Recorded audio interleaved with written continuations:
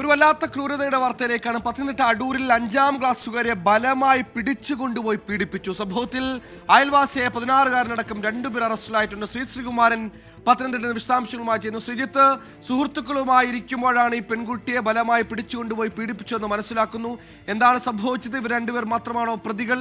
എപ്പോഴായിരുന്നു ഈ സംഭവം? ഈ ഞായറാഴ്ചയായിരുന്നു സംഭവം. ഒരു ചടങ്ങ് ആ പ്രദേശത്ത് നടക്കുന്നുണ്ടായിരുന്നു. അതിനുവേണ്ടി കുറച്ചധികം ആളുകൾ ആ പ്രദേശത്തേക്ക് വന്നിരുന്നു. ഇതിൽ പ്രധാനപ്പെട്ട പ്രതി എറണാകുളം വടയമ്പാടി സ്വദേശിയാണ്. ഈ പെൺകുട്ടിയെ കൂട്ടുകാരികളുമൊത്ത് ഇരിക്കുന്ന സമയത്താണ് ഈ 2 പ്രതികളും ചേർന്ന് കൂട്ടുകാരികളെ തടഞ്ഞു നിർത്തി ഈ പെൺകുട്ടിയെ മാത്രം പിടിച്ച് കൊണ്ടുപോകുന്ന ഒരു സാഹചര്യം ഉണ്ടായത്. എന്തായാലും ഈ വാളൊഴിഞ്ഞൊരു വീട്ടിൽ വെച്ച് പീഡിപ്പിച്ചു. ഇത് പിന്നീട് പെൺകുട്ടി അമ്മയോടും അതുപോലെ തന്നെ കൂട്ടുകാരികളോടും ഒക്കെ പറയുകയായിരുന്നു. 5ാം ക്ലാസ്സുകാരിയാണ്. വൈദ്യപരിശോധനയ്ക്ക് വിധേയമാക്കി.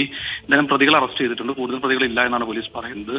ഇപ്പോ അല്പസമയത്തിനകം തന്നെ ഈ പ്രതികളെ കോടതിയിൽ ഹാജരാക്കും. ഇതിൽ 2-ൽ ഒരാൾ ജുവനയിലാണ്. മറ്റൊരാളുടെ പേര് എറണാകുളം വടയമ്പാടി സ്വദേശി സുധീഷ് എന്നാണ്. എന്തായാലും അറസ്റ്റ് രേഖപ്പെടുത്തി കഴിഞ്ഞു. ഡിവൈഎസ്പിയുടെ പ്രതികരണമടക്കം നമുക്ക് ലഭിച്ചിട്ടുണ്ട്. സുഹേൽ, ശരി, പ്രായപൂർത്തിയാകാത്ത പെൺകുട്ടിയെ പീഡിപ്പിച്ചതിൽ പ്രധാനി അയൽവാസിയായ 16-കാരനാണ്. ഒപ്പം സുഹൃത്തും. 2 പേരും അറസ്റ്റിലായിട്ടുണ്ട്. പത്തനംതിട്ടയിലാണ് സംഭവം.